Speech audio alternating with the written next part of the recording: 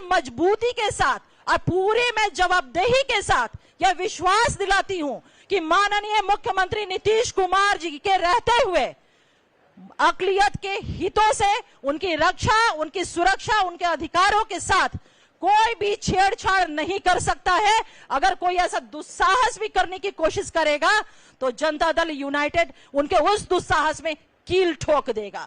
मैं अब आगे इन बातों को, जिस प्रांत का, जिस बिहार के माननीय मुख्यमंत्री श्री नीतीश कुमार जी मुख्यमंत्री हैं, वहां पर जमीन को लेकर के जिस तरह से बातें उड़ाई जा रही है, कही जा रही है, भ्रम पैदा किया जा रहा है, कहीं कोई इस तरह की बातें हो सकती है क्या?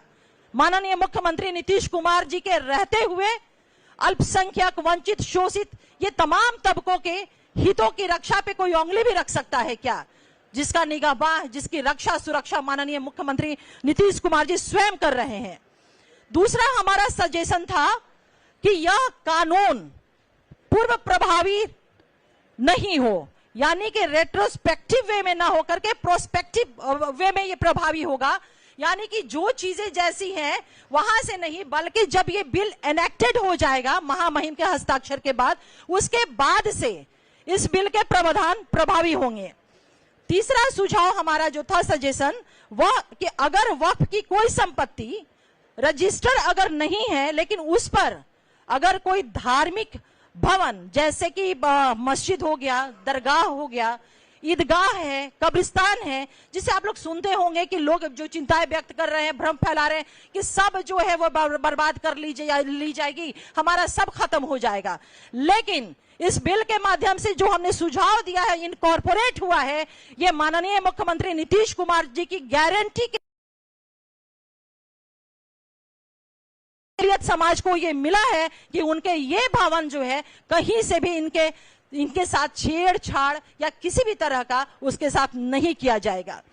चौथा हमारा सजेशन रहा है, जो इनकॉर्पोरेट हुआ है, जिसको माना गया है, वक्फ संपत्ति से जुड़े विवादों के निराकरण के लिए जिलाधिकारी से ऊपर के अधिकारी को अधिकृत किया जाए।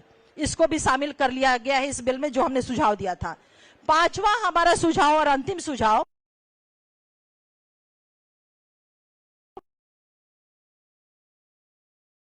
कह रहे कि पोर्टल पे रजिस्ट्रेशन की हम बात कर रहे हैं, तो उसके लिए 6 महीने का जो समय बिल में था, हम लोगों ने इस चीज को सुझाव दिया था कि इस समय सीमा को बढ़ाई जाए और हमारे इस सुझाव को मान लिया गया।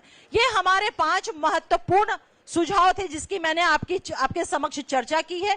इनको जब बिल में इंट्रोड्यूस कर लिया गया, इनको बिल में इनकॉर्पोरेट किया गया, तब जाकर के हमारी पार्टी जनता दल यूनाइटेड ने बिल का समर्थन किया है।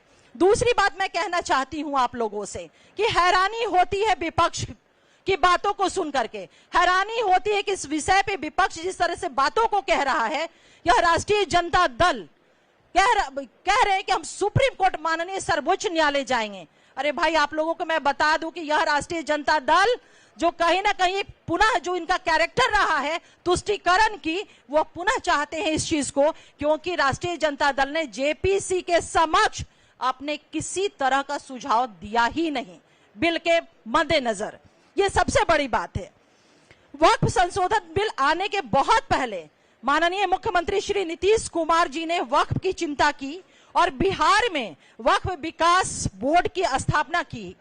इसके तहत 110 करोड़ का वित्तीय आवंटन किया गया, जिससे अल्पसंख्यक छात्रावास, विवाह, मल्टीपर्पस बिल्डिंग आदि का निर्माण संभव हो पाया है। तो आप समझ सकते हैं कि माननीय मुख्यमंत्री नीतीश कुमार जी ने अल्पसंख्यकों के हितों की रक्षा, उनके अधिकारों की रक्षा, इन तमाम चीजों को बहुत ही, ये उनका ट्रैक रिकॉर्ड भी रहा है। तो मैं आप लोगों के माध्यम से अपने आवाम की लोगों को यह बिल्कुल मजबूती के साथ और पूरे मैं जवाबदेही के साथ यह विश्वास दिलाती हूं कि माननीय मुख्यमंत्री नीतीश कुमार जी के रहते हुए अकलियत के हितों से उनकी रक्षा, उनकी सुरक्षा, उनके अधिकारों के साथ कोई भी छेड़छाड़ नहीं कर सकता है। अगर कोई ऐसा दुस्साहस भी करने की कोशिश करेगा तो जनता दल यूनाइटेड उनके उस दुस्साहस में कील ठोक देगा। मैं अब आगे इन बातों को रखने के लिए जनाब अशरफ अंसारी साहब से गुजारिश करूंगी कि वो अपनी बातों को रखें।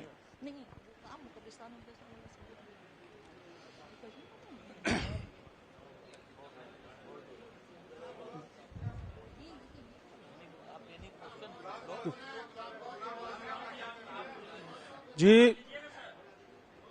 प्रेस रिलीज आप लोगों को सब आपने कहा कि 5 सुझाव हमने दिए थे वो मान लिए गए, क्या उल्लेख इसमें आपने किया है?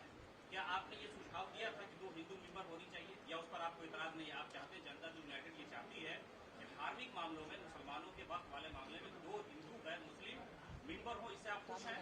क्या ये सुझाव? माननीय मुख्यमंत्री श्री नीतीश कुमार जी अल्पसंख्यक समाज के हितों की रक्षा करते रहे हैं और आगे भी करते रहेंगे। कोई बात हो जाएगी इधर उधर की, उससे कोई फर्क नहीं पड़ता है। नीतीश जी ने तो मैं आपसे पलट करके पूछना चाहता हूं कि यूपीए की सरकार 10 साल तक रही थी, क्या जकिया जाफरी को इंसाफ दिला सके? आप देखिए भागलपुर दंगे को क्या इंसाफ दिला सके? अरे आप माननीय मुख्यमंत्री श्री नीतीश कुमार जी ने हुनर योजना चलाई, उन्होंने सारा बीपीएससी के माध्यम से आपको डीएसपी बना रहे हैं, आप सारा कुछ बना रहे हैं, सब अल्पसंख्यकों को सारा कल्याण का काम कर रहे हैं। बस धन्यवाद, थैंक यू।